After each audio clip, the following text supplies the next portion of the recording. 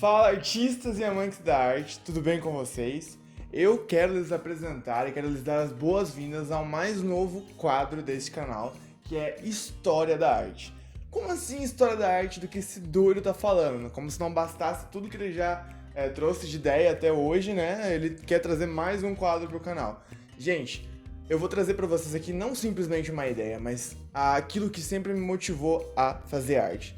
Que sim, foi a história da arte. A história da arte sempre me encantou muito, né? Sempre me trouxe brilho no olhar quando eu ouvia e via os professores falando sobre a Renascença, sobre os quadros, as pinturas de Van Gogh, de Picasso e tudo mais. Então, assim, uma das coisas, uma curiosidade minha, uma das coisas que eu sempre quis fazer foi história da arte. E é uma das coisas que eu ainda vou fazer e que eu tenho como meta e objetivo de vida. Então eu tava pensando comigo assim, ó, como eu posso conciliar um sonho que eu tenho, uma coisa que eu gosto tanto, uma paixão que é a arte, junto com o meu canal, né, que eu sempre tô lá desenvolvendo conteúdo pra galera, como que eu posso conciliar uma coisa com a outra? Aí eu pensei, vou bolar um quadro falando sobre os mais famosos pintores da época antiga e os seus quadros mais famosos. E eu vou trazer aqui para vocês curiosidades, vou trazer um pouco da história sobre cada um desses pintores, né, que eu vou estar abordando aqui, as pinturas mais famosas que eles têm, e espero muito que o conteúdo que eu traga para vocês seja um conteúdo didático. Eu espero muito que esse conteúdo realmente seja como se fosse uma aula de história da arte para vocês, porque eu sempre quis, né, aprender um pouco mais e eu tenho certeza que essa troca de informações vai ser tão bom para vocês quanto para mim. Então, assim, eu dou as boas-vindas a vocês ao quadro História da Arte.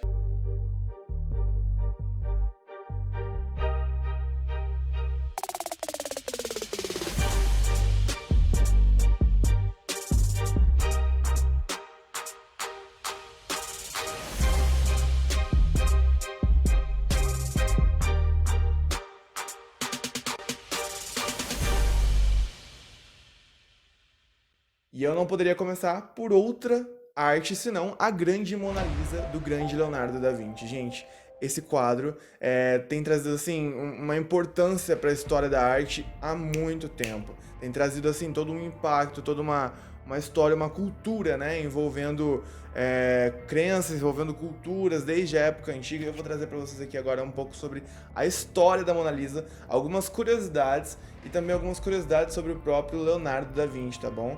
Então não perca, fica aí, eu vou trazer para vocês, vai ser um conteúdo bem legal, eu espero muito que vocês gostem, beleza? Gente, para começo de conversa, a Mona Lisa ela foi criada em 1503 pelo pintor da época renascentista e italiano Leonardo da Vinci. Leonardo da Vinci ele foi um grande pintor de sua época, tá? E a Mona Lisa hoje em dia é um quadro, é um dos quadros mais questionados, mais refletidos e mais valiosos da história da arte, tá bom? A Mona Lisa também é conhecida em algumas outras línguas como La Gioconda, né?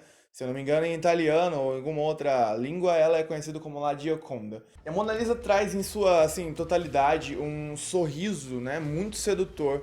E o padrão de beleza da época era o padrão de beleza que a Mona Lisa segue, né? Então essa posição, esse sorriso, a maneira como ela se apresenta, né? A maneira como o Da Vinci apresenta ela até nós, é o modo como era enxergada a beleza das mulheres na época renascentista, né, desse italiano Leonardo da Vinci. O quadro da Mona Lisa era mantido numa sala que se chamava Salle des Estats. Ele era conservado dentro do Museu do Louvre até 2003, né? E recentemente ele foi recolocado dentro de uma sala mais ampla onde pudesse ser visto por uma quantidade maior de pessoas. Uma das grandes curiosidades sobre o quadro da Mona Lisa, né, é a questão do tempo que ele foi levado para ser construído. Existem relatos de que abordam que somente os lábios, somente a boca da Mona Lisa foi levado 10 anos para ser produzido. Gente, imagina, 10 anos para você produzir apenas uma boca. É inacreditável o tempo que levou. Acho que talvez a quantidade de valor atribuído ao quadro seja referente à quantidade de tempo que foi levado para fazer. Assim, é inimaginável a quantidade de detalhes que ele colocava, a quantidade de tempo que ele levava para produzir algo tão incrível e tão, assim, até os dias de hoje, tão impactante quanto o quadro da Mona Lisa, né? Ela era conhecida por algumas pessoas, por algumas línguas, como La Gioconda. Os franceses a conheciam como La Gioconda e os italianos denominavam ela como La Gioconda. Então, assim, existem vários nomes de acordo com várias línguas que são atribuídos ao quadro da Mona Lisa E por mais que o quadro da Mona Lisa não foi assinado nem datado por Leonardo da Vinci, ele foi um quadro automaticamente atribuído a Leonardo da Vinci, por mais que não tenha sido nem assinado por ele, nem datado a época específica que ele havia sido feito, né, que ele havia sido produzido. Mas essa é uma curiosidade muito bacana. E é legal você entender um pouco mais sobre o significado do nome Mona Lisa, né? A origem de Mona Lisa, o significado do nome representa uma mulher iluminada. Talvez seja por isso, né, que falam que era a pintura favorita de Leonardo da Vinci, né? E talvez era por isso que ele ficava levando ela para baixo e para cima. Alguns falam também que é porque ela estava inacabada, né? Naquele período de exposição, naquele período da época onde ele havia divulgado a sua arte, e ele sempre andava com ela para baixo e para cima. Aí tem gente que defende a ideia de que, pelo significado do nome que ele atribuiu, por toda a significância que tinha o quadro, era por isso que ele levava para baixo e para cima. E tem gente que fala que é porque ela não havia sido acabado ainda, né? Como vocês ficaram sabendo agora, só os lábios levaram 10 anos para serem produzidos. Então, assim, é uma coisa absurda. Agora, assim, uma curiosidade sobre a composição do quadro e sobre como ele foi feito, né? Ele foi feito sobre uma madeira de álamo, né? Com uma tinta a óleo. E ela foi vendida para o rei da França, né? Ela foi comprada pelo rei da França na época pelo valor de 4.000 ducados. Meu Deus, o que é ducados? O que significa ducados? Eu não sei o valor disso. Gente, eu fiz umas pesquisas, tá? Inclusive tudo isso que eu tô trazendo pra vocês é baseado em pesquisa. Vou deixar depois aqui na descrição o link da onde eu tirei essas informações. 4.000 ducados, tá? Vocês terem uma noção, o valor de 4.000 ducados. E equivalem ao valor que era atribuído em 1575, mais ou menos, na época de 1575. 4.000 ducados é um valor hoje atribuído na casa dos 100 mil dólares. É muita coisa. Então, assim, hoje, aqui no Brasil, a faixa média do dólar hoje está em torno de R$ 4,11, né? Sempre nessa mudança constante. A gente está sempre acompanhando as mudanças do dólar. Mas hoje, R$ 4,11. 411 mil reais. 411 mil reais dá para comprar muita coisa. Dá para você refazer a tua vida. É quase R$ 500 mil, gente. Dá pra ter uma noção de que um quadro como a Mona Lisa vale hoje. Vale hoje não, vale muito mais, mas na época, né, que foi pago 4.000 ducados pelo rei da França, seria hoje na casa dos 411 mil reais. Você, como o rei da França, teria coragem de desembolsar 411 mil reais por um quadro da Mona Lisa? Bom, se eu tivesse o dinheiro que ele tinha na época, obviamente, né? Mas a gente vai viver um pouco a realidade atual e vai dizer, obviamente, que não, né? Mas, enfim, cara louco com suas manias.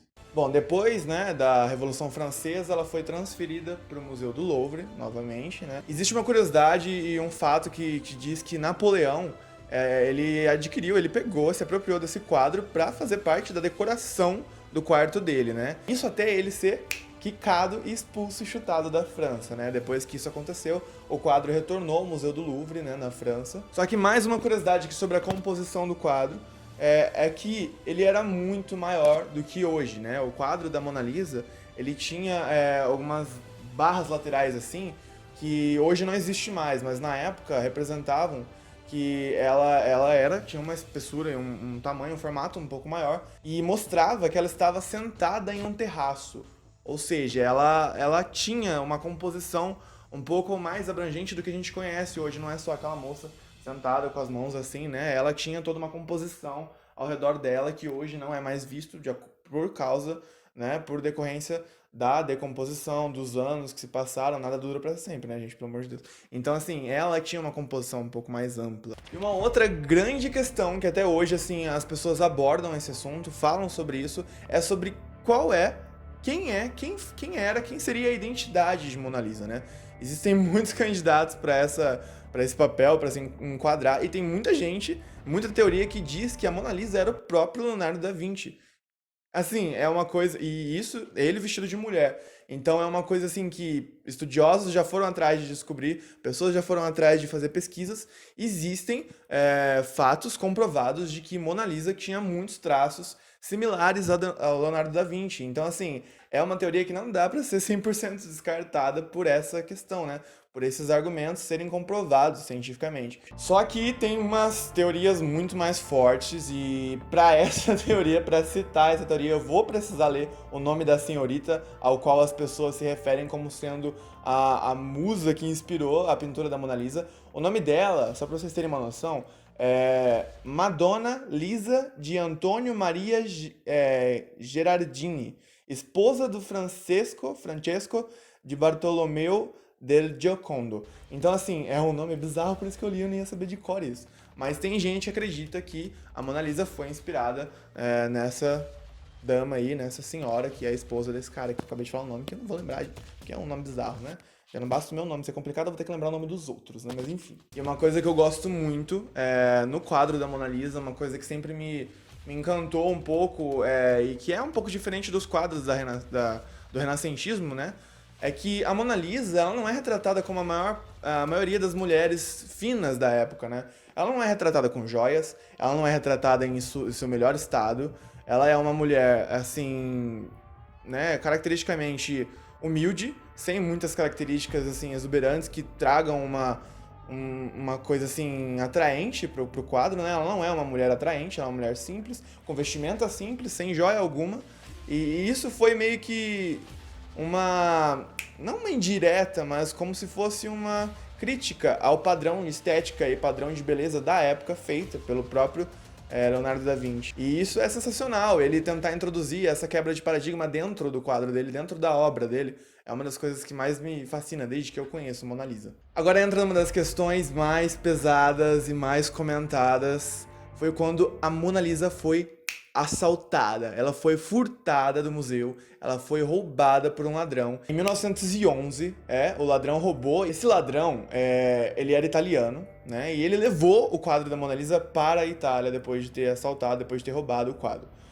As polícias, né, que trabalhavam no caso na época, levaram 24 horas para descobrir o assalto e para entenderem que quem foi o assaltante foi o fotógrafo oficial do museu. Sim, o cara trabalhava lá, ele foi o ladrão, ele foi o cara que roubou a Mona Lisa. A busca pelo quadro para recuperar essa arte roubada foi tão agitada que eles levaram uma semana para encontrar na escadaria apenas a moldura. Eles não encontraram a arte. Então, gente, eles foram atrás e não encontraram, simplesmente isso. E sabe o que aconteceu? 2 anos depois, o ladrão, que tem um nome muito bizarro que eu vou ler novamente, porque eu não sei pronunciar, o ladrão se chamava Vincenzo Perugia, e ele ofereceu a pintura à Galeria Uffizi por $100.000. Ele sim vendeu para a pessoa conseguir de volta, ele vendeu por $100.000. Ele não simplesmente doou de volta, ele não simplesmente, me arrependi de ter roubado a Mona Lisa, vou devolver aqui, não. $100.000 é o preço pela devolução da Vossa Senhoria Mona Lisa. Então, assim, o cara, além de roubar, ainda consegue um lucro depois disso. Obviamente, né, que eu não sei a história do cara, mas a justiça deve ter feito, né, o cara ter sofrido um pouco, pelo menos, né? E eu acho muito interessante a questão do valor, né, da significação do valor. Não sei se o ladrão, né, o fotógrafo oficial do museu, pensou nessa questão, nesse fato histórico, mas se vocês lembrarem bem, o quadro foi vendido por 4 mil ducados ao rei da França naquela época, o que hoje valeria cerca de $100.000. O mesmo valor ao qual o ladrão exigiu que fosse dado a ele para que fosse vendido, né, e exposto nesse museu aí antes de voltar para Paris. Então, assim, é uma ligação um tanto quanto familiar, talvez uma coincidência, talvez uma ironia do destino, ou o cara realmente sabia desse valor, desse fato e quis cobrar, né, algo similar. Mas, enfim, nunca saberemos. É interessante também saber como foi o assalto, né? O fotógrafo oficial do museu, ele era funcionário, né, funcionário do museu, e ele era contratado para colocar as obras sob esses vidros. Então, assim, o que ele fez? Ele esperou a sala onde eram feitas as exposições da Mona Lisa fechar, ele foi lá, retirou o quadro do espelho, né, da moldura, e simplesmente sumiu. Ele teve que passar por umas portas que estavam trancadas, ele teve que desparafusar portas para conseguir fugir com essa arte, né? E assim, ele trabalhava lá e ele fazia essa questão, ele trabalhava com essa questão de colocar as artes sobre os vidros. Então ele já tinha uma certa prática, uma certa experiência de como fazer para poder remover a Mona Lisa de lá com segurança e conseguir, né, roubar. Agora, o que se passa na cabeça de um funcionário do museu, o que motivou, o que levou ele a assaltar, a roubar esse quadro? Ele já sabia como fazer, ele já tinha planejado o dia, a hora, o local, como ia fazer. Então, assim, era só fazer. É interessante, hoje em dia, realmente, acho que é por isso que as pessoas têm investido muito mais em tecnologia do que em confiar a homens, meros homens, o cuidado de coisas tão valiosas, né? Porque hoje, se for ver, a nossa tecnologia é tanta que eles investem pesado em segurança sobre esse tipo de coisa, né? Então não é simplesmente mais qualquer homem que pode ser deixado para tomar conta de um quadro como esse, né? Porque ele pode simplesmente ser o próprio ladrão do quadro. Então a gente não pode confiar muito nessas pessoas, né? Agora acontece um fato histórico que é um tanto quanto perturbador, mas um tanto quanto assim, sei lá, eu não sei se posso dizer como compreensível, mas que deve ter doído a alma das pessoas, né? Em 1956, um visitante do museu com problemas mentais, ele havia jogado ácido sobre a obra. Então, assim, a obra ela foi deteriorada. E levaram anos e anos para conseguir recompor a parte afetada, a parte atingida. O que leva uma pessoa... É óbvio, tem problemas mentais, ok. Mas jogou ácido na Mona Lisa. Corroeu a mulher, né? A pintura foi corroída, basicamente. Levaram anos para conseguir recompor e restaurar a obra, né? E a última vez que a obra deixou o museu foi em 1974, quando foi feita e foi realizada uma exposição no Japão. A Mona Lisa foi exposta no Japão e o legal dessa história é que os japoneses ficaram tão gratos por terem tido, né, essa exposição feita lá, que eles presentearam o museu com um vidro triplo, ao qual ela tinha que ser colocada como proteção mesmo, né? E onde ela era colocada nesse vidro triplo, era colocado dentro de um outro cubículo à prova de balas, né? Ou seja, como eu disse, né, a tecnologia super forte é investindo em segurança para que não aconteça de novo de um fotógrafo assaltar ou de uma pessoa com problemas mentais jogar ácido na pintura, né? Então agora, sofremos um assalto, sofremos um ataque de uma pessoa com problemas mentais.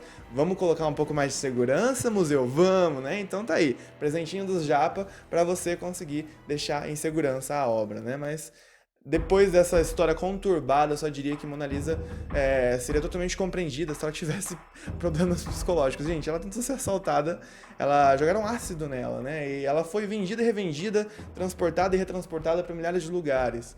Então, assim, é uma história conturbada, é uma história agitada, movimentada, né? Então, assim, Mona Lisa viveu altas aventuras, né? Dá pra sair um filme, um livro, As Aventuras de Mona Lisa. Mas é incrível a história dela. E mais uma vez, né, hoje, como eu disse, ela é mantida sob uma temperatura de 20 graus Celsius, com uma porcentagem de umidade do ar de 55%. Então, assim, ela tem uma segurança e um cuidado, assim, redobrados após todas essas aventuras que ela viveu. Como se não bastasse ela ter todo esse cuidado redobrado, a enjoada tem o próprio ar-condicionado dela, entendeu? Embutido na cabine dela.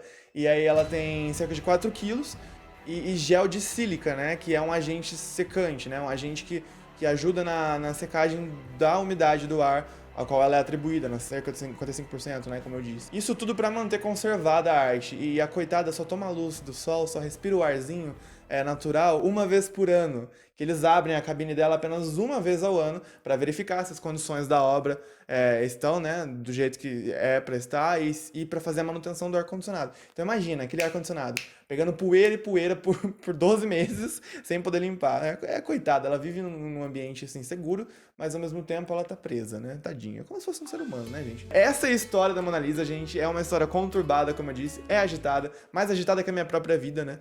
Mas enfim, ela foi uma das grandes obras de arte da história da arte. É um quadro assim que as gerações têm feito história, têm trazido várias curiosidades pra gente. Dia após dia a gente descobre muito com ela, né? E é um negócio assim que realmente atrai um público bem seleto. É uma coisa que faz a diferença na nossa história, que faz diferença na cultura da arte, na história da arte desde os primórdios, né? Então é isso, galera. Esse é o primeiro vídeo do quadro História da Arte. E eu espero muito que vocês tenham gostado, espero que eu tenha explicado a história da Mona Lisa, incrível, enjoada, de um modo dinâmico, didático, e espero que vocês tenham gostado. E clica aqui no joinha se vocês gostaram, né? Coloquem nos comentários quais outros artistas, quais outras obras de arte vocês gostariam de ouvir sendo narradas por mim, sendo contada a história aqui, né? Espero muito poder ter ajudado e ter dado uma aulinha de história da arte pra vocês. Gente, é isso aí. Até mais, até o próximo vídeo e fui!